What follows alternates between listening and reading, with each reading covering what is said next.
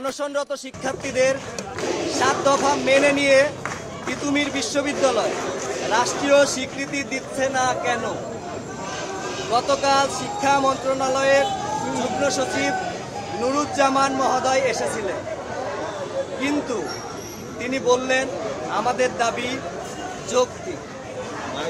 তিনি রাষ্ট্রকে জানাবে, আমাদের জানাবে। শিক্ষার্থীদের অনশনরত অবস্থায় মারা গেলে অথবা মারা যাচ্ছে আর তারা ধীরে সুস্থে কাজ করার কথা ভাবছে। রাষ্ট্রের দায়িত্বশীল জায়গা থেকে এই ধরনের বক্তব্য শিক্ষার্থী কখনো আশা করে না।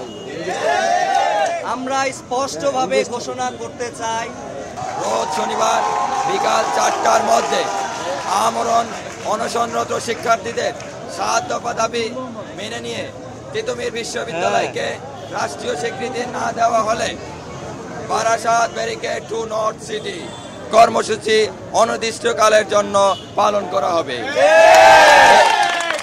রেল ও সড়ক পথ উক্ত কর্মসূচির আওতাভুক্ত থাকবে।